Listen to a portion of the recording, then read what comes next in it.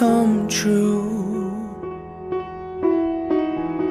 Kalau saya, perasaan sangat happy lah dan dipermudahkan majlis saya pada hari ini. Walaupun hujung-hujung renyah tapi semua berjalan lancar lah. Okay, perasaan saya sama je, sangat happy dan sangat berpuas hati. Bagi saya sangat membantu sangat lah sebab sebagai pengantin kita tak perlu nak fikir apa-apa dah. Biasa percaya pada floor manager dan semua smooth lah perjalanan daripada lah berarak sampai habis majlis. So tak perlu risau apa-apa. Saya pun rasa sangat membantulah. Kalau tak ada tentatif tu tak tahulah macam mana lagi coloured kot.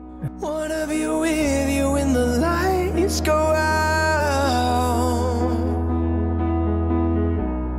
I wanna spend forever by your side. I wanna love you. Setakat saya tengok tadi, tak ada lagi lah isu parking tak cukup ke apa, semua berjalan lancar. Memang first untuk pilih tempat pun memang parking yang tujuan utama kita carilah. So kat sini memang rumah macam ni dah ada parking, so senang lah. Cantik, sangat cantik. Saya berpuas hati lah, sangat kena. Cantik, nampak klasik.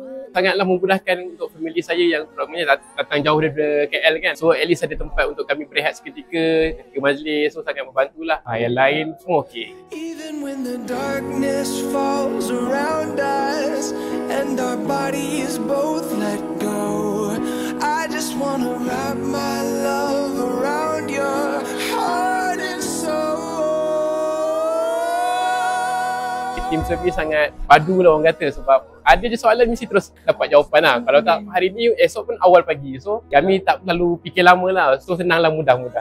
Yes, sangat memudahkan urusan pengantin baru. Overall kita dari awal sampai habis majlis. Kalau 10 tu saya bagi 11 lah. Sebab daripada awal tolong siapkan pengantin sampailah habis ni. Sangat membantulah. Ingat BO, ingat rumah Abang Jamil. Alright.